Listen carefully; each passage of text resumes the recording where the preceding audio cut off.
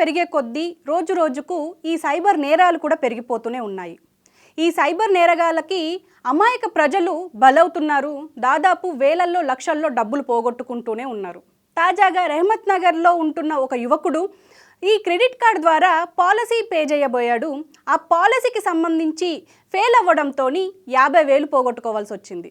అసలు ఏం జరిగింది అంటే, సాహిల్ అనే వ్యక్తి క్రెడిట్ కార్డ్ ద్వారా తనకున్న పాలసీ దాదాపు 50,000, ఆ 50,000 పే చేసే ప్రాసెస్లో ఇటు ఫెయిల్ అయిపోవడంతో పంకజ్ వర్మ అనే పేరుతో ఒక కాల్ రావడం, ఆ కాల్ని అటెండ్ చేసిన తర్వాత మీ పేమెంట్ ఫెయిల్ అయింది కాబట్టి మేము సంస్థ నుంచి కాల్ చేస్తున్నాం, మేము చెప్పే ప్రాసెస్ని ఫాలో అయితే సక్సెస్ అయిపోతుంది పేమెంట్ అనేసరికి అతను అదే విధంగా ఆ ప్రాసెస్ని ఫాలో అవుతూ జీపే ద్వారా 50,000 పే చేశాడు. తరువాత అతను తన స్టేట్మెంట్ చెక్ చేసుకోగా అసలు పేమెంటే అవ్వలేదు అని చెప్పేసి చూపించింది. వెంటనే పంజాగుట్టలో ఉన్న ఆ సంస్థకు సంబంధించిన బ్రాంచ్కి వెళ్ళి అక్కడ చెక్ చేసుకుంటే అసలు పేమెంటే అవ్వలేదు అనడంతో వెంటనే మధురనగర్ పిఎస్లో ఫిర్యాదు చేశాడు.